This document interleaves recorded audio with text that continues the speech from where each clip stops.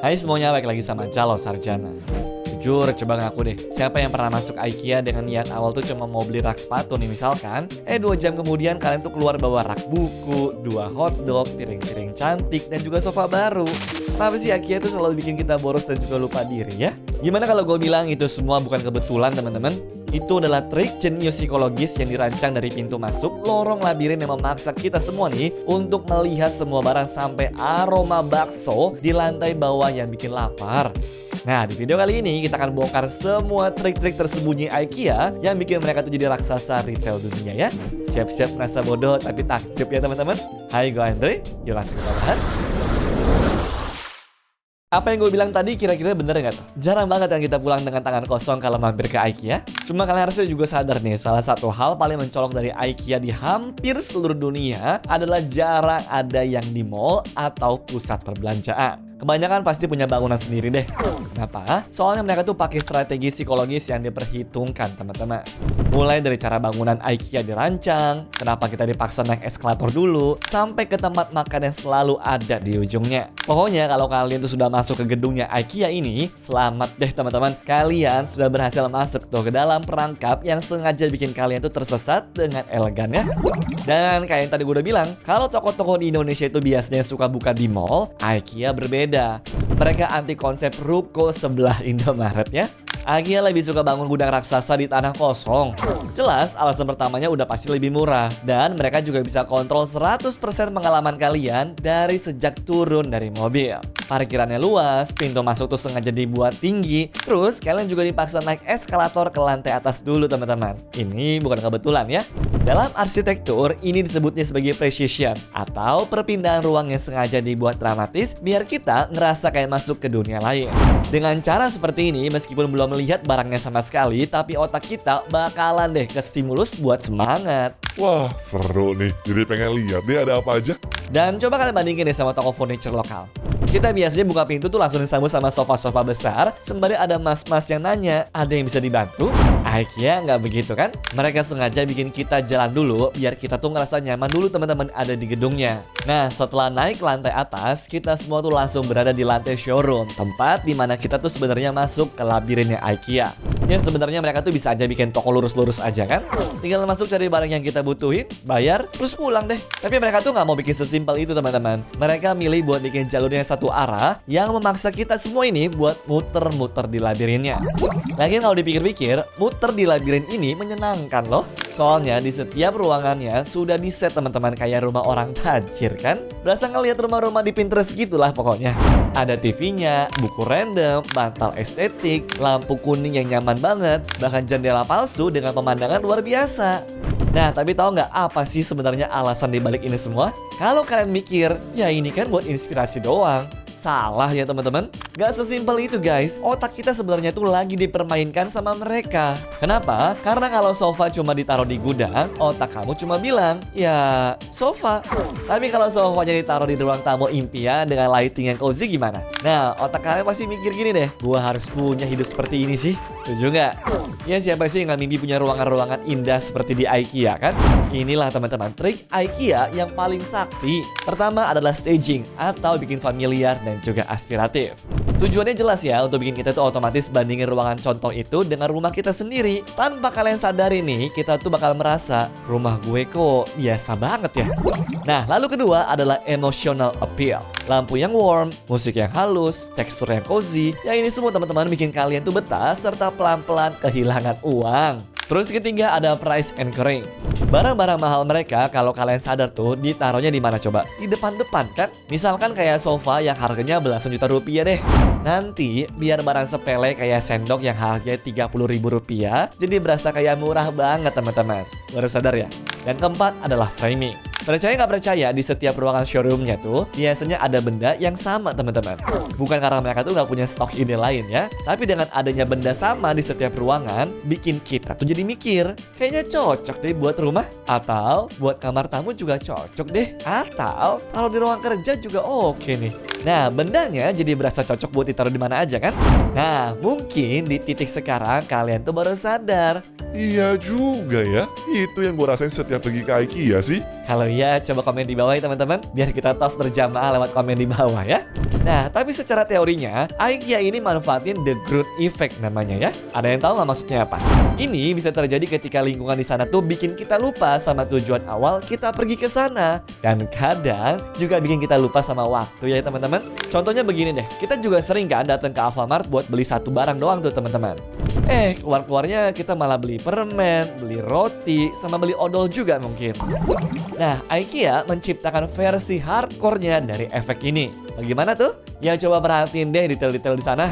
Cahayanya diarahkan ke tempat tertentu, jalurnya tuh dipaksa satu arah, produknya diulang berkali-kali, spot terang buat fokus, spot redup buat mood juga tuh. Itulah alasannya kenapa pas awal mau beli rak sepatu, tapi pas keluar bawa tanaman plastik lah, talenan lah, bantal lah, mangkok lucu lah, dan tentu saja ditutup dengan makan Swedish meatball dan juga es krimnya teman-teman.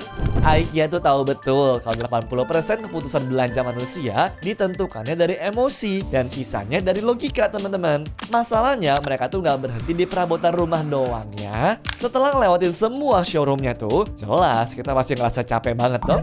Nah, di saat kalian tuh cium wanginya makanan lezat, aroma inilah yang bikin kita tuh akhirnya duduk dan mutusin buat isi tenaga. Soalnya abis dari bagian atas, kita tuh bakal ngelewatin restoran dulu teman-teman baru masuk ke gudangnya kan? Dan di pikiran kita tuh secara nggak sadar, berarti perjalanan tuh masih panjang.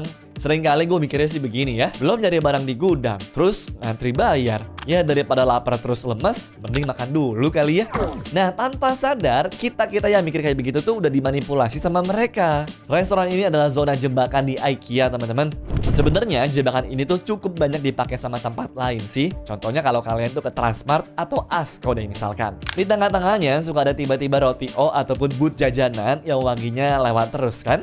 Nah dari sini bikin kita semua tuh berasa lapar banget dong. IKEA juga pakai konsep yang sama. Setelah ngiterin labirin yang super panjang itu, anak-anak biasanya tuh mulai rewel teman-teman. Jadinya para orang tuh yang mau nggak mau beliin dia es krim atau makanan dulu. Sedangkan orang yang lebih tua pun pasti bakalan capek. Dan buat ngilangin capeknya gimana? Ya kita bakal duduk, bakal minum dan juga makan kan?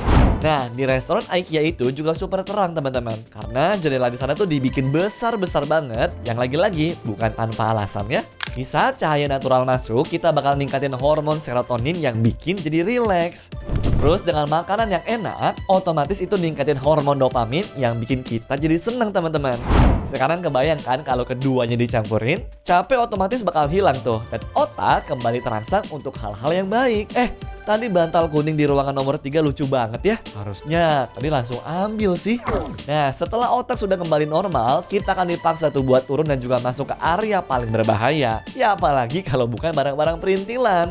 Menurut gue, bagian ini tuh udah kayak Miniso plus Informa plus Typo digabung jadi satu teman-teman. Tapi barang-barangnya ya benar-benar versi rumah tangga aja tuh.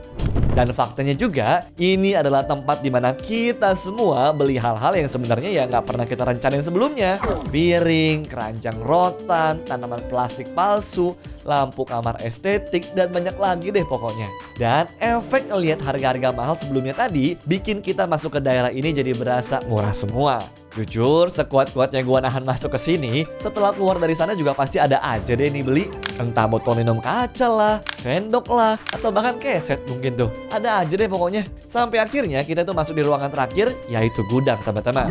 Sebenarnya ini adalah tempat yang kita cari dari awal. Cuma IKEA tetap nggak berhenti buat nyogok kalian tuh. Sepanjang lorongnya, produk-produk yang kalian lihat di showroom tuh muncul lagi. Dan secara nggak langsung, ini kayak bisikan halus dari mereka tuh. Tadi kalian suka rak ini kan? Kurus ini lumayan loh. Dan SE section di ujung gimana? Itu area diskonan yang sengaja teman-teman ditaruh menonjol biar kalian tuh mikir, lumayan nih, sekalian aja kali ya. Lagian siapa sih yang gak suka diskon kan? Semua pasti bakalan masuk ke segmen ini deh karena mikir iseng-iseng berhadiah lah teman-teman. Cuma selain masalah hipnotis di tokonya, harus diakui juga kalau barang-barang mereka memang bagus kan? Bahkan kita nih yang badannya kecil aja sebenarnya bisa loh ngerakit lemari IKEA tanpa kesusahan tuh. Kalau orang zaman dulu mungkin mikirnya kayak begini, barangnya jelek nih soalnya materialnya enteng. Jangan sembarangan ya. Mereka tuh nggak asal bikin barang loh, soalnya mereka punya rahasia engineering sendiri teman-teman. Mereka memakai yang namanya adalah inti heksagon, sebuah teknologi sarang lebah yang bikin barangnya lebih ringan tapi tetap kuat. IKEA itu jago banget deh main di efisiensi. Soalnya selain kuat, teknik yang mereka pakai ini lebih hemat materialnya. Nah, otomatis dengan material yang lebih hemat, yang bikin ongkos kirimnya juga jadi lebih murah dan akhirnya harga yang mereka jual juga super oke banget kan? Ditambah lagi kalau kita tuh beli di IKEA, semuanya bisa dirakit sendiri deh. Jadi nggak perlu bayar tukang buat pasang-pasang. Mungkin hal inilah yang masih sulit diterima sama orang tua boomer kita. Ya kalau ngobrol sama mereka, mabel yang bagus tuh ya pasti kayu-kayunya tuh berat-berat semua, ya kan? Cuma buat gue, IKEA udah lebih dari cukup kok. Soalnya desainnya memang sudah dihitung tuh pakai sains dan bukan tebal-tebalan bahan. Nah, terus kalian juga sadar gak sih kenapa kardus IKEA itu coklat polos doang ya? Sebenarnya itu semua adalah bagian dari strategi teman-teman. Tanpa packing mewah plus dengan hemat biaya, terus ditambah lagi barang mereka tuh semuanya dibuat datar dan juga ringkas. Jadi waktu pengirimannya juga ya bakalan kuat banyak kan? Dengan kayak begini, ya produksi massal juga jadi makin murah. Itulah kenapa bayar di IKEA tuh berasa kayak worth it banget. Dan setelah bayar pun ternyata masih ada jebakan terakhir teman-teman, yang nggak bisa di skip sama semua orang ya. Persis di depan kasirnya selalu ada jual makanan ringan deh. Hotdognya murah banget lah, ada es krimnya, ada snack Swedia, ada frozen meatballs juga tuh. Ini adalah last dopamine hit, yaitu sebuah penutup manis supaya pengalaman kita berakhir happy. IKEA tuh seolah-olah ngerti banget psikologi manusia. Dan apakah semuanya selesai di sini? Jawabannya tentu tidak ya. Efek yang ditimbulkan sama IKEA ke bawah sampai ke rumah. Sampai di rumah, apa coba yang kalian lakukan? Otomatis bakal buka kardusnya dan berusaha ngerakit sendiri kan? Apa yang kalian rasain pas udah berhasil ngerakit semuanya coba? Bangga kan teman-teman karena bisa bikin semuanya sendiri, ya nggak? Nah, secara nggak langsung, IKEA bikin kita tuh seneng banget karena manusia tuh lebih menghargai dan juga mencintai barang yang dia rakit sendiri. Gila banget ya. Segitunya teman-teman kita dimanipulasi sama mereka. So, kalau kalian tuh ngerasa boros banget setiap kali ke IKEA, tenang ya, itu bukan kalian doang, tapi semua orang juga pasti kayak begitu kok. IKEA memang dibangun untuk mengendalikan manusia dengan cara paling halus dan juga paling nikmat ya.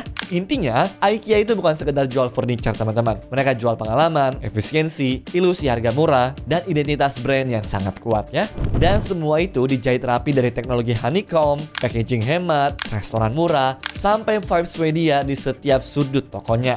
Kalau semua ini digabung sama trik psikologi belanja tadi, ya nggak heran lah kalian tuh masuk niatnya mau beli rak, pas keluar malah bawa 5 barang random dan masih ngerasa seneng kan? Anyways, cukup sampai di sini ya guys video hari ini.